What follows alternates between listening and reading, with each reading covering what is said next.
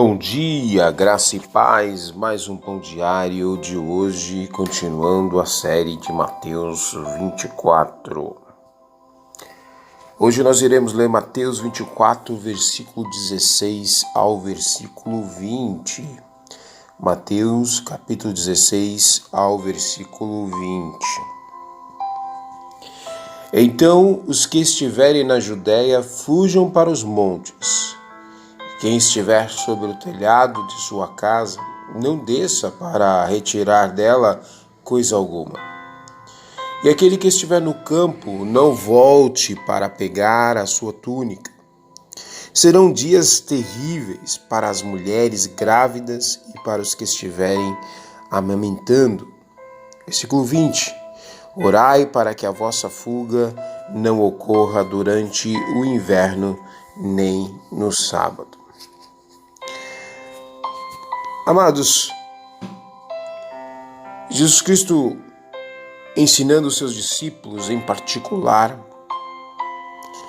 ele traz neste texto algo que de fato já ocorreu. Segundo o historiador judeu Eusébio, no período, o historiador da igreja Eusébio, ele comenta que os cristãos fugiram de Jerusalém durante a guerra dos judeus em obediência a uma profecia. História Eclesiástica 3.5. Diante disso, amados, nós vemos o texto, Jesus falando, então os que estiverem, ele utiliza 3 vezes este verbo, estiver e estiverem. Então os que estiverem na Judéia, a citação Judéia,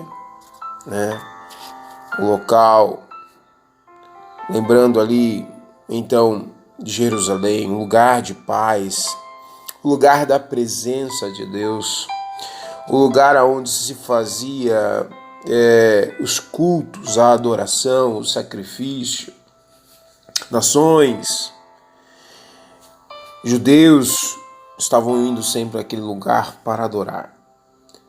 Mas nesse período que houve esta grande e terrível perseguição durante a guerra dos judeus, segundo Eusébio, houve-se uma perseguição muito grande. E Jesus então já estava de forma escatológica advertindo, prenunciando os fatos que iriam acontecer. Então ele fala: os que estão na Judéia corram para os montes. Os que estiverem no telhado de sua casa, não desça para pegar alguma coisa.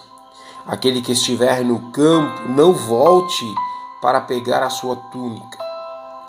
Veja, nessa situação, Jesus Cristo diz que será tão de surpresa e terrível tal perseguição, tal tribulação, que o primeiro sinal disso seria a destruição do templo e a profanação do templo, e que as pessoas não tivessem preocupadas com as questões seculares, mas que estivessem prontas para tentar salvar a sua vida.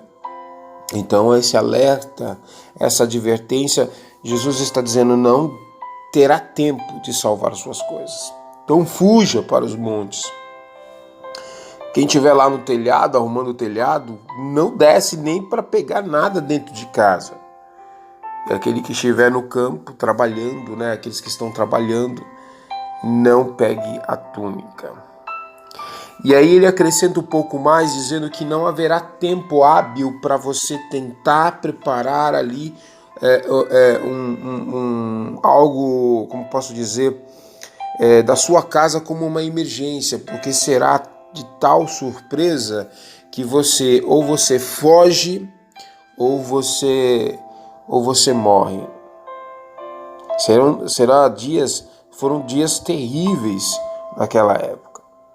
O versículo 19 diz assim: serão dias terríveis para as mulheres grávidas e para as que estiverem amamentando.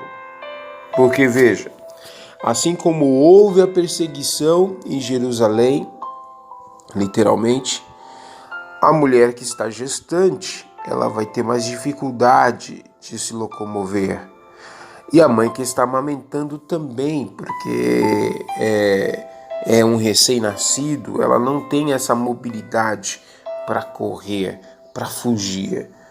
E Jesus está falando, será terrível esse dia para essas mulheres, porque para elas fugirem, elas terão dificuldade. Você lembra da perseguição quando Jesus Cristo nasceu e o rei Herodes, querendo saber quem era o rei dos judeus, ele estava tramando matar Jesus na sua infante idade, quando ele mandou matar todos os meninos ali em Jerusalém abaixo de 4 anos de idade.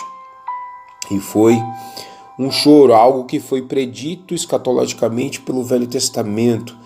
E houve um grande clamor e choro das mães na perda dos seus filhos. Mas Jesus Cristo, ele foi advertido, quer dizer, seus pais, Maria e José, foram avisados com antecedência, eles tinham recurso, né, para fazer uma viagem, e essa viagem para bem longe, que foi o Egito. Eles tinham mirra, ouro, né?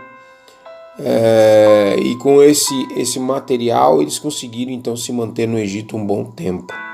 A Bíblia não comenta sobre a idade de Cristo na sua infância, somente depois, mais ou menos, quando ele vai ao templo ali, que é o período que ele esteja com uns 12 anos mais ou menos, ele vai se apresentar e discutir com os doutores da lei.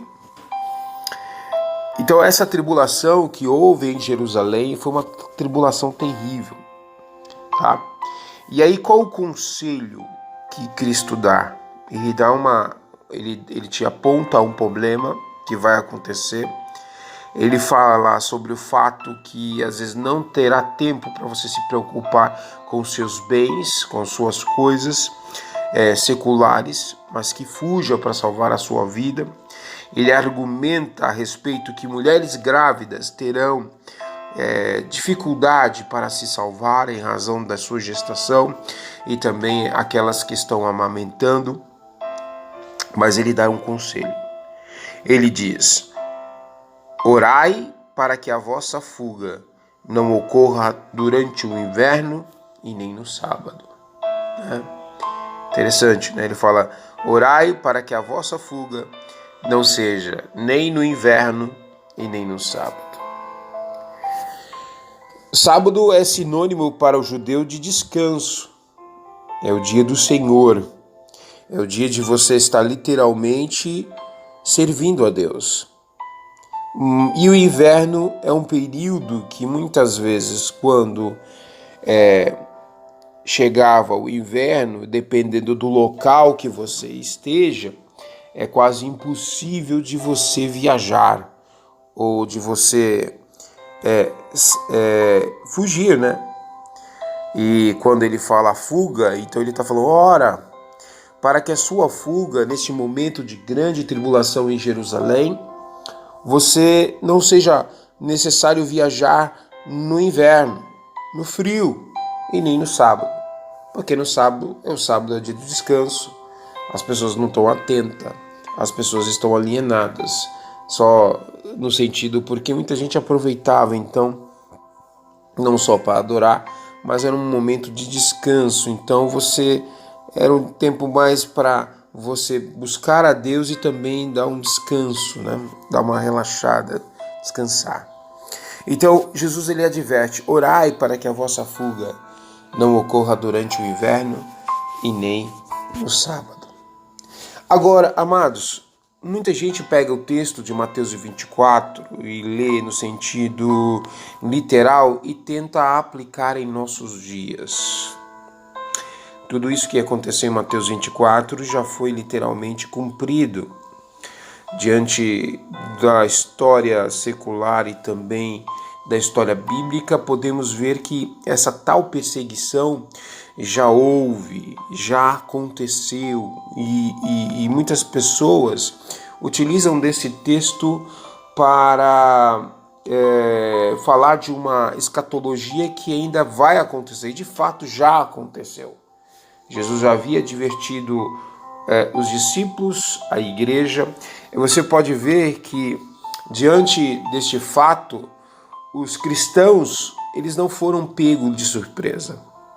Os cristãos que haviam sido alertados por Mateus 24, que leram esse texto e foram orientados pelos discípulos, disseram: olha, quando vocês verem o templo ser destruído, não ficar pedra sobre pedra. O nosso mestre, o Rabone, disse: quando vocês começarem a ouvir nação contra nação não se entendendo, quando vocês ouvirem guerras, olha, preste atenção, está chegando os princípios de dores. Então, quando vocês ouvirem isso, fujam, sai de Jerusalém, porque será uma grande destruição terrível. Então veja como é importante você saber e conhecer o texto sagrado, né? Não só a questão secular, histórica, mas também o texto sagrado, e entender que este texto ele não vai ser mais aplicado à igreja, porque já foi aplicado. Já houve uma grande tribulação, a qual o povo de Deus foi perseguido, mas os cristãos que tinham conhecimento deste ensinamento puderam fugir em tempo hábil. Então, por exemplo, destruíram o templo, a grávida podia então entender: olha, vou destruir o templo, a gente tem que ir embora de Jerusalém, vamos embora daqui. E aí as grávidas então saíam, as mães que estavam amamentando saíram. E de fato, tudo isso já aconteceu. E o que a gente aprende com tudo isso, amados, é que Deus nunca abandona o seu povo. Deus sempre vem cuidando do seu povo de uma forma extraordinária. Você viu que a necessidade de Jesus está literalmente, ele não havia sido crucificado, ele estava ensinando os seus discípulos, ele estava literalmente mostrando. E esse texto foi muito importante para que os cristãos, lembra, Mateus escreveu este livro para os judeus que estavam locados em Jerusalém, porque a ideia dele era evangelizar os judeus. Mas ali havia também muitos cristãos. E com esse texto serviu como uma advertência, uma profecia escatológica de fato de algo que ia acontecer em Jerusalém. Então, eu pegar esse texto de forma isolada, fazer uma hermenêutica sem entender que isto de fato já aconteceu e tentar aplicar nos nossos dias para colocar medo no povo e temor no povo, porque o povo vê essa situação antagônica hoje que nós vivemos, a questão da pandemia, né, que atingiu todas as nações. Então as pessoas falam: é o Mateus 24, está acabando o mundo, isso, aquilo, outro, o fim está chegando, amados. Isso já ocorreu, tá? Temos fatos concretos históricos secular, que um deles é o historiador da igreja primitiva Eusébio, que era um judeu, não era um cristão, mas ele anotou tudo aquilo que aconteceu em Jerusalém, e essa tal sobre a guerra de Jerusalém, chamada em obediência a uma profecia, tá? Na história eclesiástica, capítulo 3, versículo 5, Eusébio comenta então a respeito desta terrível perseguição e da destruição do templo. Então a igreja ela não foi pega de surpresa nessa questão, porque aquele que ouviu o ensinamento dos discípulos sobre Cristo falando do fim dos tempos seriam apenas o princípio de dores e não o fim, tá? E a gente precisa ter essa clareza, tá bom? Vamos orar e agradecer a Deus? Pai, nós te agradecemos por mais este dia maravilhoso que o Senhor tem nos colocado. E entender que o texto de Mateus 24 mostra o teu cuidado com o teu povo, com a tua igreja. Senhor, pedimos a Ti a Tua graça e a Tua misericórdia, para que venhamos realmente entender e fazer a interpretação correta do texto, para que não sejamos enganados, assim como Cristo falou. Porque muitos viriam no Teu nome, Cristo, Muitos viriam, na verdade, como falsos profetas e poderiam enganar a muitos. Muitos poderiam ter profetizado, dizendo que Jerusalém seria para sempre o lugar da presença de Deus, e de fato não foi, Senhor. Porque Cristo, teu Filho, já havia advertido e falado a respeito da terrível e grande tribulação que aconteceria em Jerusalém. E diante disso, a tua igreja puderam se proteger antes do tempo. Hoje, escatologicamente, para nós, a nossa proteção é estar em Cristo Jesus, é descansar em Cristo Jesus. Jesus Cristo é a arca de Noé para nós, porque aqueles que estão em Cristo Jesus, eles não estão literalmente preocupados com sua própria vida secular, mas estão esperando em Ti a sua misericórdia, a sua graça e a possibilidade, então, de vencer as dificuldades deste mundo. A tua palavra diz que o teu filho diz que o mundo nos odeia, mas que nós tenhamos bom ânimo, porque ele venceu o mundo. E se ele venceu o mundo, nós também vencemos junto com ele. Senhor, abençoa cada família, que cada família entenda, que cada pessoa consiga compreender o real sentido do texto, para que possa então descansar em Ti. É isso que nós te pedimos e te agradecemos em nome de Jesus. Amém. Um bom dia para você, descansa na paz do Senhor, na paz de Cristo, e que Deus possa te dar um ótimo dia. Deus te abençoe, fique com Deus. Paz.